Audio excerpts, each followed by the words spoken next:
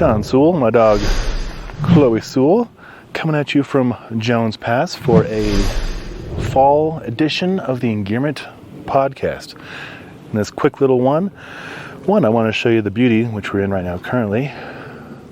Look at those mountains. Got a rooftop tent right there, the Thule we've been testing the last 2 months. Got a review up on our course. Just got done shooting videos for iCamper, their new disco cooking system, and Decathlon, some clothing and duffel bags, as well as Patagonia, Step 22, and some clothing from Royal Robbins.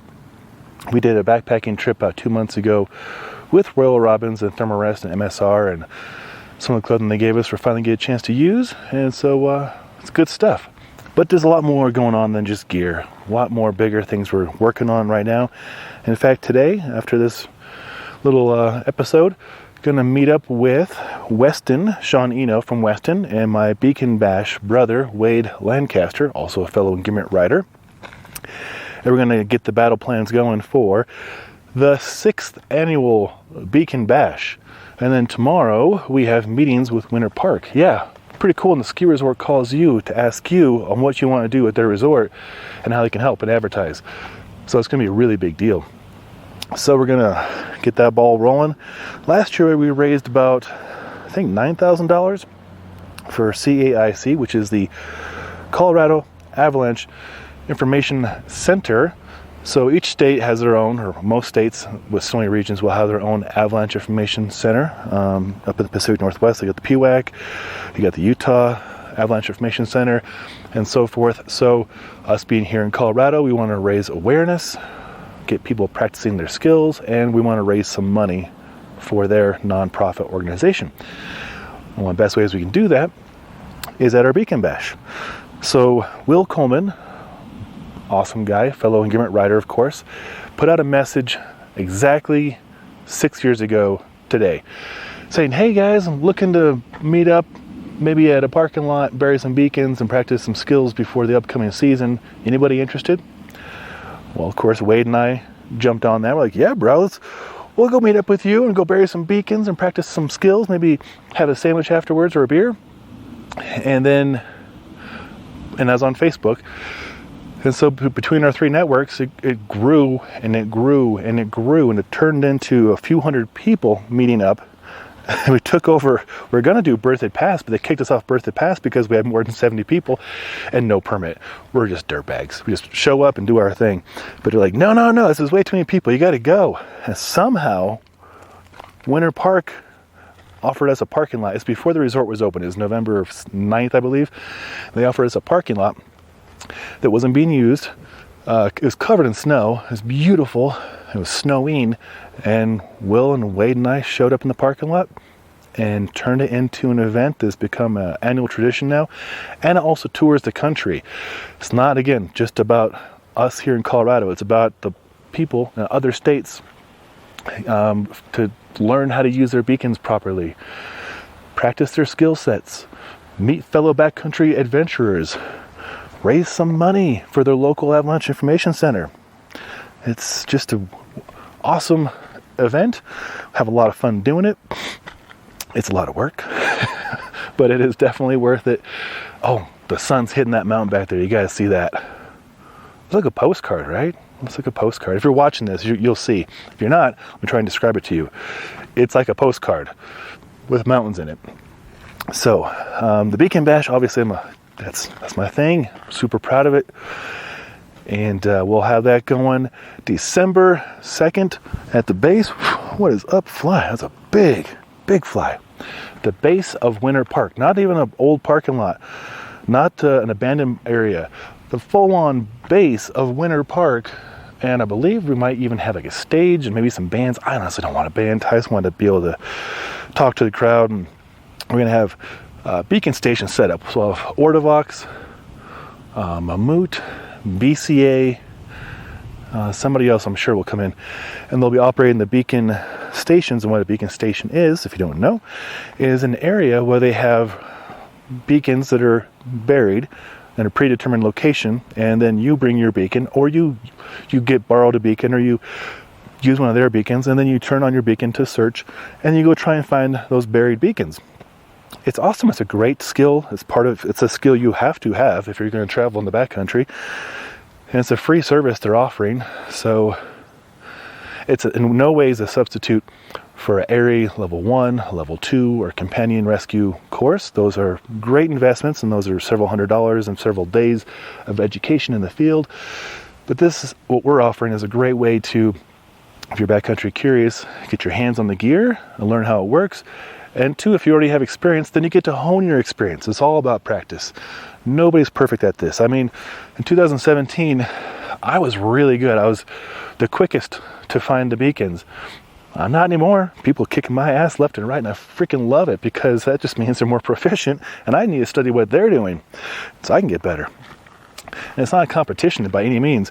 If you can find your partner's beacon and them quicker, chances are higher that they're going to have a better situation. That's what I care about. Okay, Beacon Bash. Next weekend, we have a really fun event at our Existence Athletic Gym here in Denver, Colorado. It's a StrongFirst event with a mentor of mine, also a fellow Engearment rider. Derek Toshner will be teaching his all-terrain conditioning course. Now, Ryan Humphreys and I, who owns the gym, and again, a fellow rider on our Engearment team, him and I have been wanting to take this course for years and years. And now that we get to host it in our gym and work with Derek to present it in a virtual setting for people who can't be here in Denver is pretty cool honor. So we even have a discount code for you, save you $200 off if you contact me, or Ryan, I'll get you $200 off the seminar. Pretty amazing. So we'll have that going on next weekend. And then a month from then, I'm going down to Phoenix to work with Brett Jones for the Teachers of Strength. And then the following 2 days working with Pavel Tatsulin, Hector Gutierrez, and Fabio Zonin to do the Programming Demystified seminar. So like the last few years, we'll get to work together, and I'll get the microphones and the audio set up and the cameras. I'm going to blow Pavel's mind. Every year I reinvest all the money into more better gear and practices. This year is going to be epic. I have the best microphones, lots of them, the best console, the best cameras, the best lenses, I even got a projector. Because last year a projector, it cost like $1,000 to rent a projector. You can just go buy one for less than that. A good one, not one from Best Buy for $150. I'm talking like a real capable 4,000 lumen, something you can see in broad daylight kind of thing. So we got that set up. And then in November, we're hosting some more StrongFirst events at our gym. I swear this is not sponsored by StrongFirst. I just believe strongly in education to become stronger, and that StrongFirst is probably the best for that. And then, of course, we'll have our Beacon Bash in December. And I feel like I'm going to take a weekend off somewhere in there because it's just go, go, go. Lots going on. There's so many reviews. I won't even try and bring you up to speed on reviews. There's a lot of reviews going on. It's easy to catch up on that. You can subscribe to our YouTube channel. The YouTube channel, I should have celebrated this. We hit 10,000 subscribers 3 months ago, but I was the same day I was having surgery, so I was a little more focused on recovering and anesthesia. But we hit 11,800 this week. So we're gaining about 400 or 500 per month. I have a feeling that number's going to keep going up. So it's pretty awesome because we get to have an international audience. We get to interact with people deeply. They ask great questions, and I hope I provide good answers. And I'd say about 1 in 400 I have to ban. That's a pretty low number for people running a public-facing anything. Every once in a while you get somebody on there, and it's not even as so profane. It's that they aren't the kind of people I want in our community. And the way that they word their questions are not such that I think is respectful. So I have a 1-strike policy. Not 2, not 3. I'm not lenient. I am lenient to people I care about. But if you're new to me, new to the channel, and you are disrespectful to myself or any Engearment teammate or anybody else on the channel, a viewer or otherwise, then you gone. I have no qualm about that. Just recently I do that this morning. That's why it's top of mind.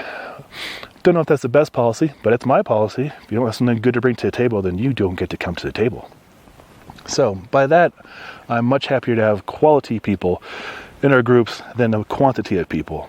Rather have people in the group that I know by first and last name basis that I can rely on, and they can rely on me and our team to provide honest, helpful advice as quickly as possible, over, paid placement. I get offered paid placement all the time. I have no interest in paid placement or sponsored content. A gambling company came and said, "Hey, we'll offer you a lot of money if we can sponsor your videos." And I was like, I don't gamble. I don't want to support gambling. And yes, I love money and paying the mortgage, but no. I appreciate the offer, but no, not us.